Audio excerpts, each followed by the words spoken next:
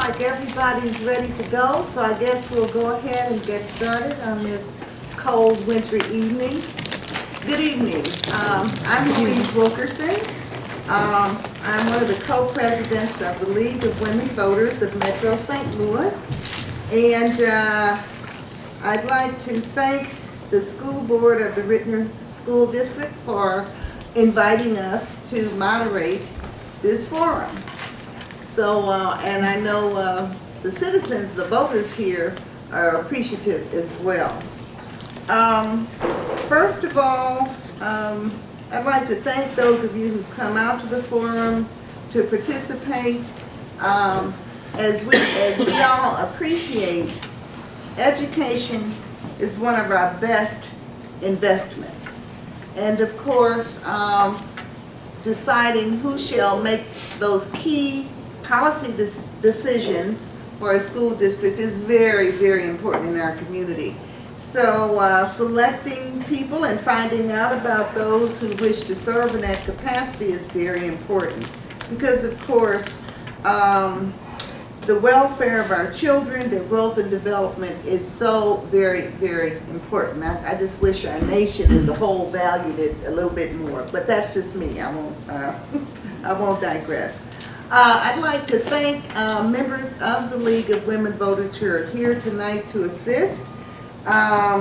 Kay Meyer, who's going to be the timekeeper, and Catherine Stinger, raise your hand, and Barbara Harris, who does a great job coordinating requests for candidate forums, and Mr. Ken McKenzie, that tall gentleman standing back there in the doorway. Okay, so most of all, I'd like to thank the candidates for coming.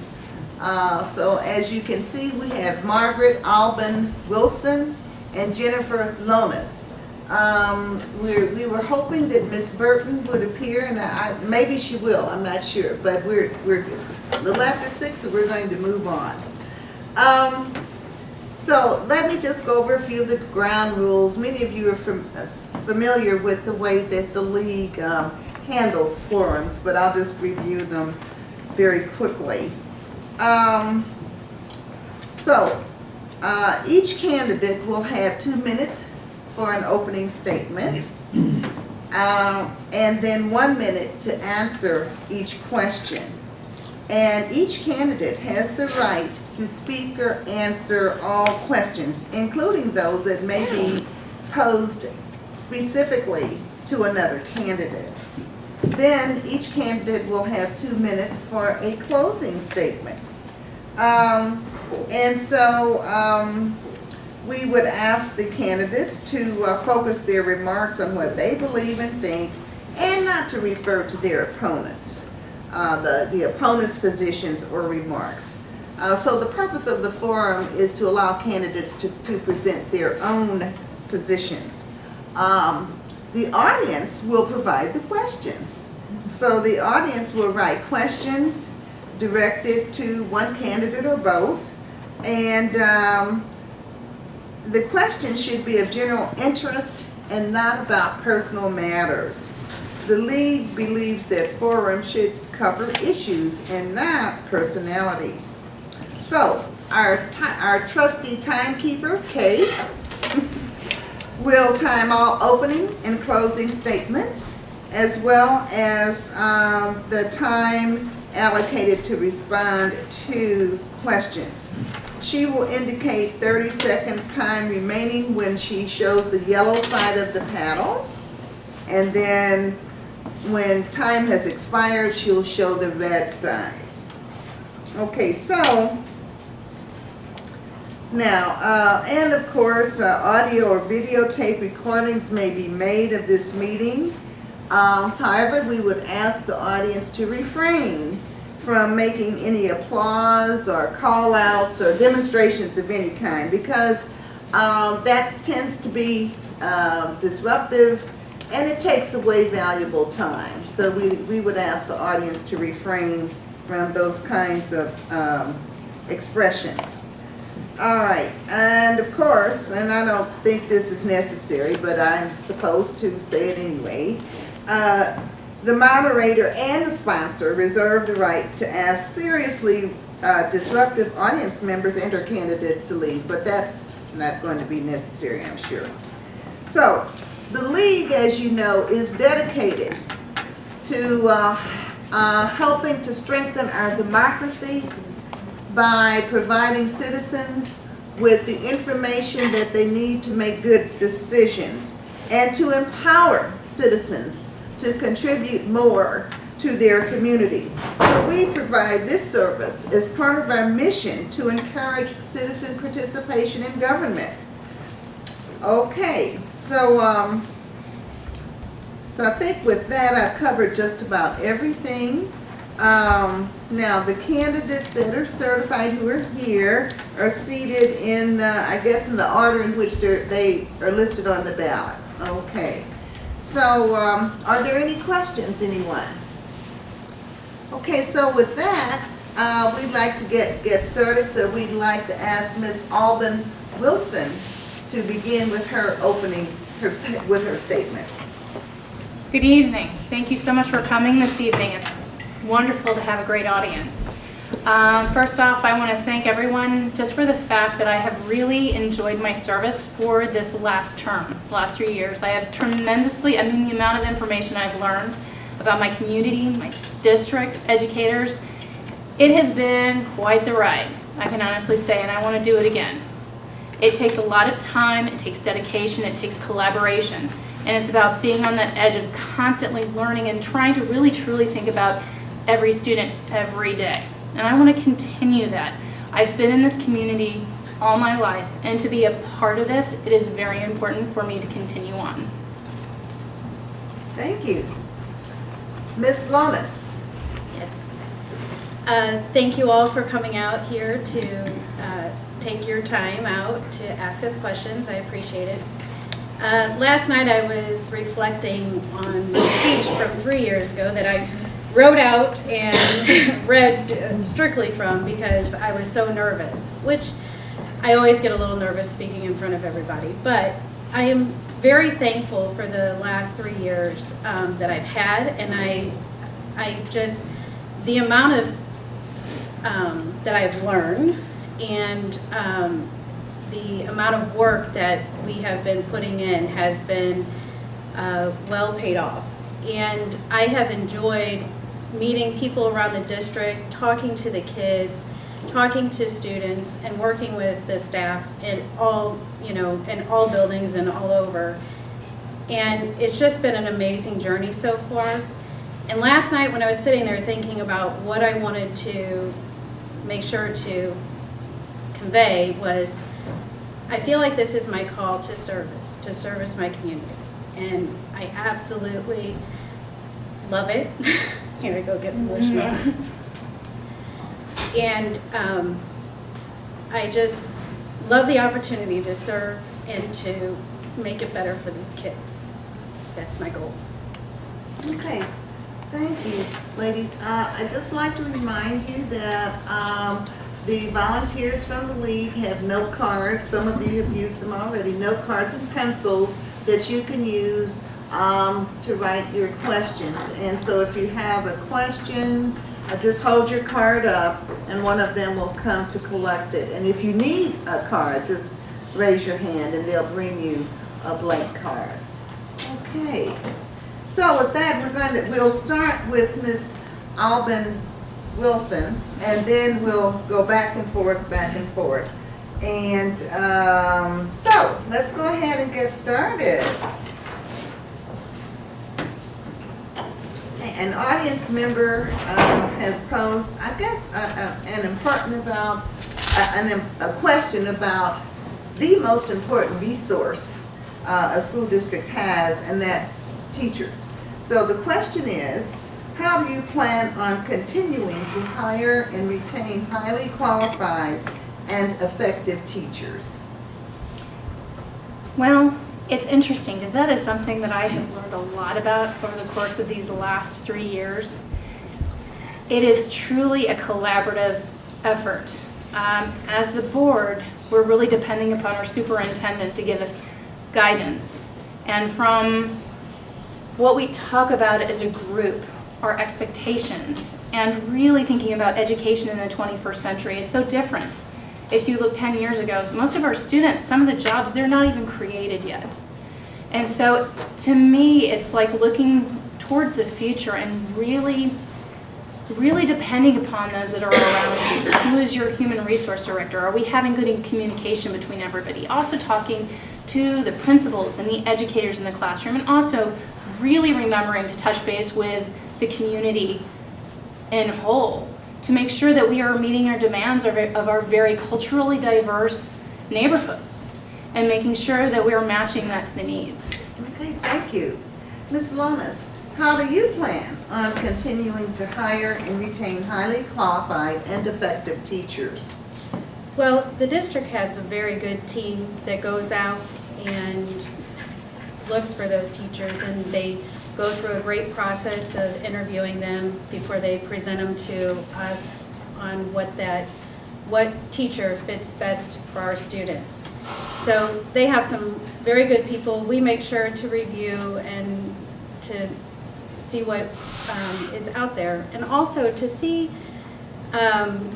what kind of background they have, and ask, how do they fit in with our students? How do they fit in with our buildings? One of the great things that Rittner is actually working on is the Grow Your Own program, which is about starting with our students and growing them to be teachers from within. So that is a great program to get going. Okay, thank you. Ms. Lonis, we'll start with you. So we're going to change directions here a little bit.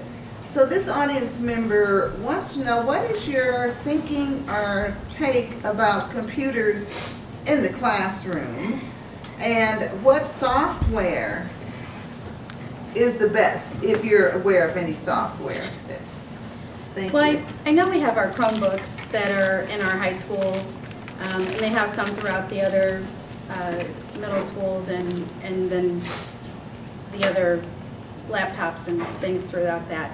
And they're very important. The kids need to use them because that's what they're going to be working on in the future. I mean, that's the way that everything's going. So they have to get used to actually using those computers day to day. I know right now they use the Chromebooks and they work within those programs. I think they do a good job about making sure what works.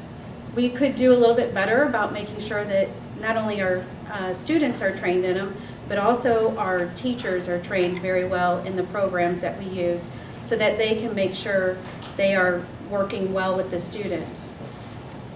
Thank you. Ms. Alvin Wilson, same question. Well, it's been interesting since the rollout with the Chromebooks. And I think we really do depend upon Fred Harlan and a lot of the knowledge, and also collaborating with the educators, teachers, parents. Because what I've seen is it perfect as it is now? No, but as we all know, when you buy that computer, there's another new computer right down the road. And then also gets to be a little bit of something that I've learned through the special school district also, is that trying to keep up with their kids that have special needs, that need adaptive devices, to be able to keep up with being able to use those Chromebooks effectively within the classroom. Is it true? Yes, when you're kindergarten, first grade, second grade, third grade, you have to be able to didactically use your hands and write. But there has to be a blended learning approach so that you're doing both of those particular areas. Thank you. Okay. All right, Ms. Alvin Wilson, you'll start.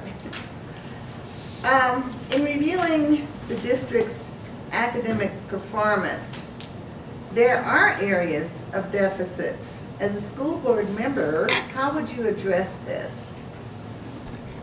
Well, reflecting over the fact of when we walked in, and the fact that we've had so many interesting changes, losing Margie Van Dieven, having Margie Van Dieven back, to be able to have an effective state DESE behind us with the Department of Education really is important, to be able to keep those bars consistent And when you have them all over the place, it's very difficult. I appreciate within our district that we do try to use evaluate and other measures. I do see that it's slowly climbing, which is good. It went down and then it's up. It's a very difficult process because whenever you do that, you really have to get in the classroom and look at that individual child, and you have to be able to see how much that they've learned over the course of a year instead of using determinants that you maybe read in a newspaper or something that you can read online. All right, thank you. Ms. Lawrence? Thank you. I agree, and everything you brought up about the DESE is very important for people to understand that it's just been a moving target that we've had to kind of deal with, things constantly moving. The academic growth is always something that we need to keep our eye on and to watch that. It is difficult, and we have to make sure that we're putting the right teachers in place and that we're putting the right staff in place to help build that academic growth. And when we see things that are not working, it's going back and saying, how can we adjust this? How can we look at it? We have to constantly keep an eye on it. And the admin team does a really good job at that, but it's working on how can we make it better? How can we move quicker? Everything changes so much and so quickly. We just have to be better for our kids. And ultimately, that's the piece of it, is we have to be better for our kids. We have to be able to take them through the change as well as everybody else. Thank you. All right, Ms. Lunas, we'll start with you again. How would you plan, or what would you recommend to increase language proficiency for non-English speaking learners? That's a very good question. So one of the pieces that I think about when we had a trivia night and I sat with two students at my table, and they were both English language learners, and they had a little bit of a difficult time understanding the question. So I learned a lot that night of, we have to get better about that. One of the other pieces is, how do we reach those families? Because when they leave this building and they go home and they're going back to their native language, how do we reach those families to bring them in, to teach them also how to speak English, so that way they can start making it a part of their daily life? Okay, thank you. Ms. Alvin Wilson? Hi, this is an area of growth that I think that we do need to use as an area within our district, because we are probably the most diverse district within the St. Louis area. And it's not just Spanish. You're talking about between 19 to 20 different languages that are spoken within our district. And we have the International Welcome Center. But what I would like to see a little bit more growth in is, how can we get these families a little bit more involved? I'd like to see them at the PTOs. I'd like to see them here being able to ask questions and feeling comfortable about that. Making sure to be able to do an outreach, even with a localite, to be able to have multiple languages. And I do have to admit, one of the things that I really do think is very impressive, that if you go on our website, you can actually click on it and you can switch it to about 40 different languages on there, which is nice, but that's the beginning. Okay, thank you. All right, Ms. Alvin Wilson, I guess you'll start again.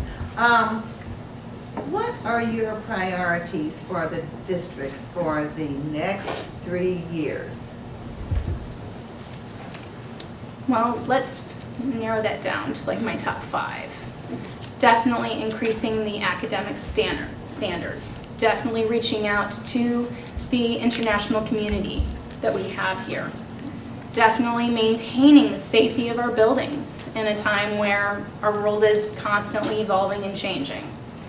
Making sure that we do really meet the standards for every student every day. And my last, close to my heart, making sure that we really do integrate our special school district and work hard to work with their new superintendent that will be starting. We don't know who it is yet, but I've certainly enjoyed working with Don Bohannon. But it is a critical piece within any educational unit to be able to meet all students every day. Okay, thank you. Ms. Lomas? Very good information. The other one that I would add to that is our budget. Just trying to make sure that we are working within our budget, that we can start making sure that we're at a balanced budget, that we're watching, we do a really good job of saying what can we do here, what can we do there, without cutting programs for our students. That's very important for me. There's no way you can look at a kid and say, well, we got to cut that program because we can't afford it, but we're going to leave this over here. Every student is important, and every student should have what they need, and so we need to make sure that we can provide that for them. And the budget is the piece there. And then the other piece is the academic, is what do we need to do to get that academic needle moving. One other thing that always gets to me is I posted something out the other day, and somebody said, oh, the best kept secret. And I keep saying, we've got to quit being a secret. We've got to get out there, and we've got to let everybody know. All right, thank you.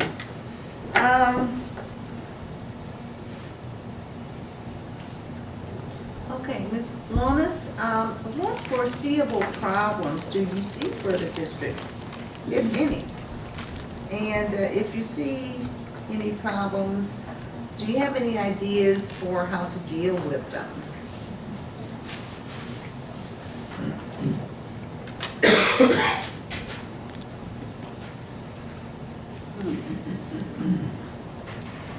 So, what problems do I see? Well, I think we've talked about the academic. We're just not seeing that constant growth. The budget, we live in an area where we don't have excess budget. And so, how do I see that we deal with it? We work together as a team. We just keep fighting together to find those answers. We need everybody to be involved. We need, even if you're not on the board or you're not a part of the administration, we need people to really put their face forward and come forward and say, hey, I've got an idea. Get involved and really see how they can participate. So it's just everybody has to come together to be successful, and that's the community. Thank you. Ms. Alden Wilson, same question. I'm going to take a little bigger approach to this. I think it's about supporting public education. I think it's about supporting the NEA. I think it's about supporting the MSBA. I think it's about making sure that we have a voice in Jefferson City so that we can fight charter legislation so it stops pulling money away from public schools. And the thing is, we've got to really look at a home approach and stay within our communities and to be able to build our public education in the schools, because all kids do deserve a great education. All right, thank you. Audience, we'll be needing a few more questions. So put on your thinking caps, whip out those pencils and pens. Okay,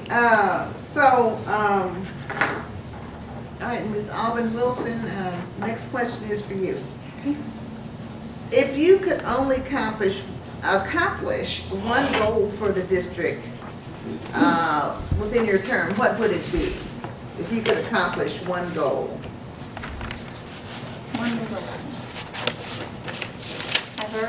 We're working on so many goals right now. To me, I think it would be that piece of still working with special school districts. I've really enjoyed working on the governing council and working with the other districts within the St. Louis area, and I've learned so much. And to be able to reach those students in the classroom that don't necessarily have a voice for themselves. I love being that person, and I want to continue being that person, because truly it should be all students that are being educated, no matter where they are. Okay, thank you. Ms. Lonis? My one goal would be for every student to understand that there are so many people here cheering them on and that care about them. The teachers that care about them, the staff that cares about them. I think that would lead to 100% graduation. If every student felt like somebody was there and cared, I think that they would see that. I would love to see every student succeed in what their heart drives them to. Okay, all right. Thank you.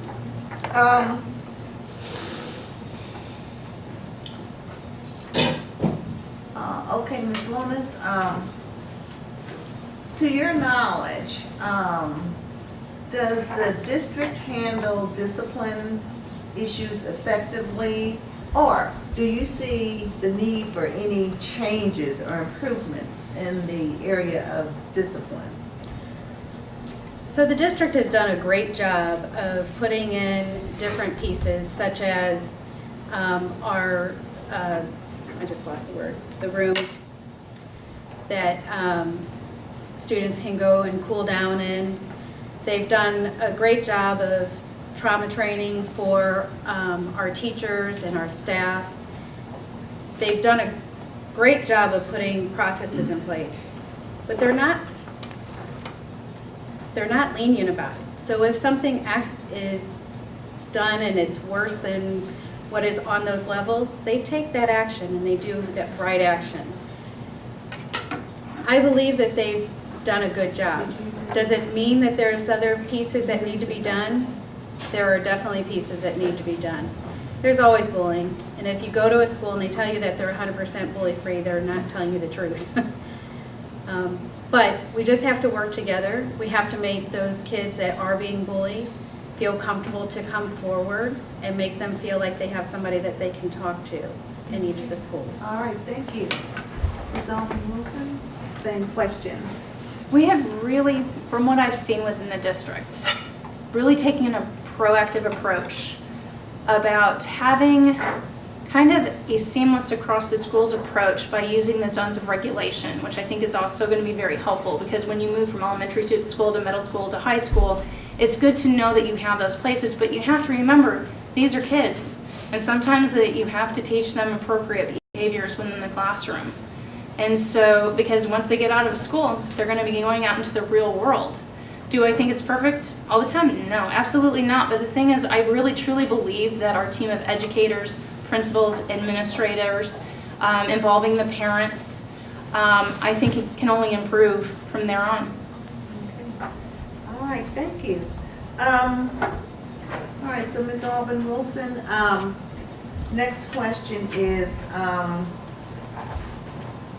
with what external groups or resources do you think the district should work or collaborate? Any external groups? Or resources? I think always having that strong community outreach and parents. In terms of looking at the community and the parents, you also have groups like the Kiwanis and the Optimist Clubs, and we have such a wealth within our area that are so ready to stand up and help us. From the Alumni Association. It's truly already part of who we are, and continuing that strong relationship with those groups is so important. All right, thank you. Ms. Lois, same question. External resources that, besides those, I would also look to our legislators. So not just our city aldermen, mayors, to be involved, but also to our legislators that are out there. Make sure they're hearing our voice, make sure they know what we need for our school district, and make sure that they are standing in Jefferson City voicing for us. We have a meeting next week where we're going down to Jeff City to make our voices heard so that they know what's important to our schools and our children. I think we've got some pretty good ones in our area who fight a lot for us, and they talk to us and they inform us, so that's a good thing. But always reaching out to them and having them as a partner is a good thing. Okay, great, thank you. Since you mentioned Jefferson City and meeting with the legislature, if you had your way, what legislation, what piece of legislation or pieces of legislation would you like to see become law in this current term? thought you were going to ask me what I wouldn't want to see. It's easier right now.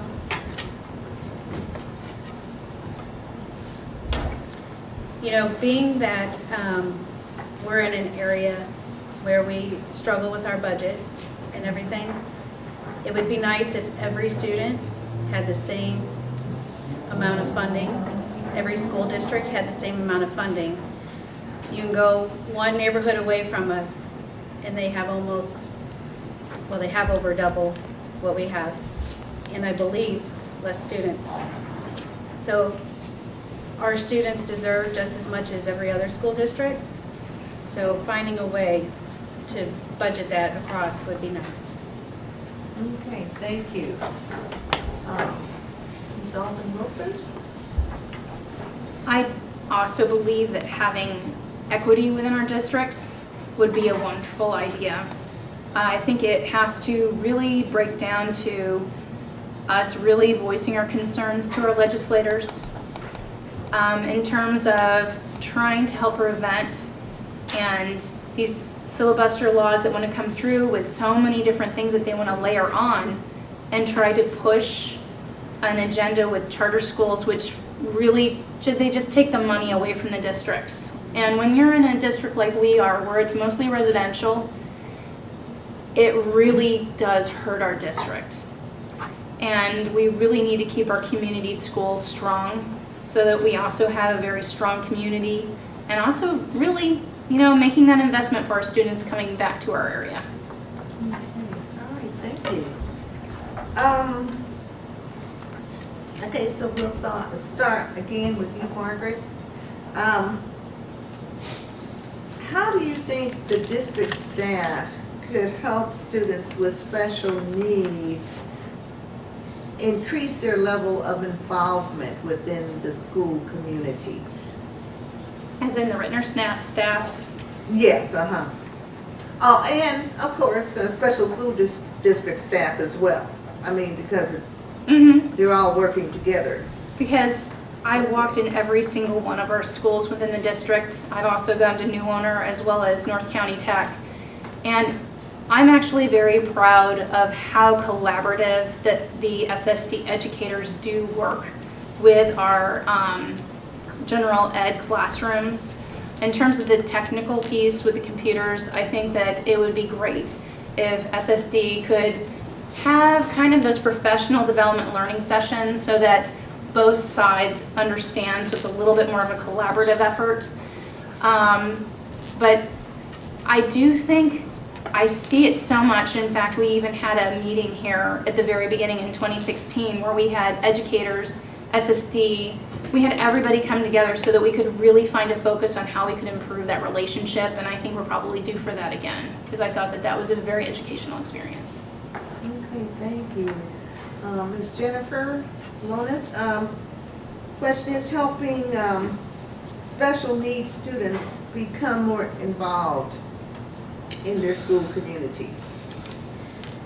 So that's a very good question, and Stacy is very involved in the special school district side, so she's always presenting great things at all of our meetings, and I appreciate that.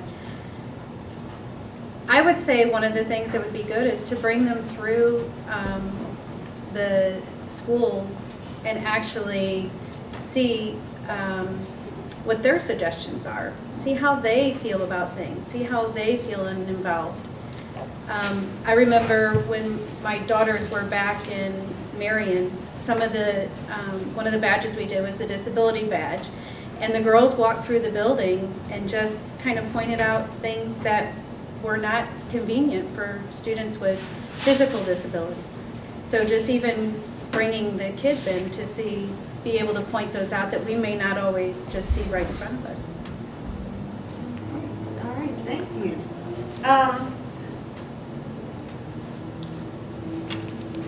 Along those same lines, just a bit more nuanced, this audience member wants to know how you would facilitate special needs students interacting more with their peers, interacting more with other students in the Rittner schools. Yes, yes, Okay. yes. I was like, wait a minute, I'm it's my sorry. turn? Yes. Yeah, so right now I know that we actually involve them in the classroom and they'll bring in their teacher sometimes with them. So that is very important in making sure that they are just as involved in the classroom as any other student. How do you bring them in more? Well, maybe it's more looking at how we do after-school events or PTO events or family events, and making sure that we're all inclusive and including those the students who have physical needs or even any other needs. So I would say making sure that we're doing other events that include them. Okay, thank you. So, Margaret Alvin Wilson, helping special needs students interact more with their non-disabled peers. I think it's a very interactive process and also holding that bar up to what our expectations are. For instance, asking those kids whenever we have School of the Month to make sure that they're included here up at the district, which they have, many of the schools have done that. Making sure that you give enough time for them to be able to make the environment suitable and safe for that individual. For instance, if you're going to go on a field trip, they should be included, but it takes sometimes a little bit more effort depending upon the child's needs to be able to do that. There's even after school activities. So to me, it's like, it's truly saying they can and then expecting that. Okay, all right, thank you. Okay, Ms. Alvin Wilson, we'll start with you. The next question. As the district continues to grow in diversity, what role could school board members play in supporting equitable practices within that diversity? I think what's important is to really reach out to the community. What's also important is to reach out to our students. We have an equity committee, we have a social justice team. Being able to sit down with those students and teachers, educators, administrators, and to be able to really come up with a very crystal clear idea of what we believe equity is, because everybody has to truly be invested within that idea, and it is within a community area. Because if you go to one part of St. Louis, it's going to be very different than here. This is home. And so we really do have to have kind of our own homegrown approach to how we do that. Okay, all right. Jennifer Lewis? You know, I think we do a good job as a board to look at, and we always think, whenever we make decisions, whenever we put those things in our head, the one thing that's always there first is every student every day, every student every day. So we make sure that every student is included on whatever we choose and how we're affecting every student, not just one or the other, and we're inclusive of everybody. Okay. All right, thank you. Let me ask, does anyone have any additional questions out there? I've come up with several of my own that I threw in just now. But this is quite a congenial group then. Do you all have any questions? Do you have questions, sir? I'm ready for the closing statements. All right. Well, okay, so I understand that you two are incumbents, right? Yes, ma'am. Yeah, and there are 2 seats available. Yes, ma'am. Okay. All right, well, so let's move on then to the closing statements. We'll start with Ms. Jennifer Lonis. Thank you. Again, thank you everybody for coming out and asking the questions and hearing us. And the other thing is kind of jogging us to remember, you know, to put out there why we are here. Honestly, this has been the best community service I've done. I've learned so much from everybody.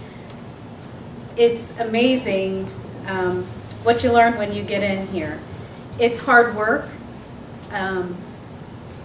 It's the best work, and I couldn't imagine not being here. I have enjoyed the last 3 years, and I would love to have the opportunity to do another, I'm not going to say 3 years, because I'm hoping that it'll be longer.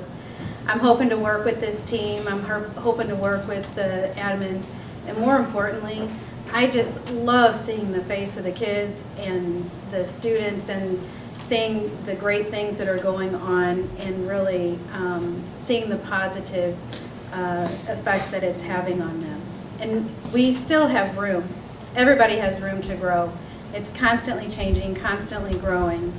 But as long as we all work together, we'll be going in the right direction. Thank you. Ms. Margaret Alvin Wilson.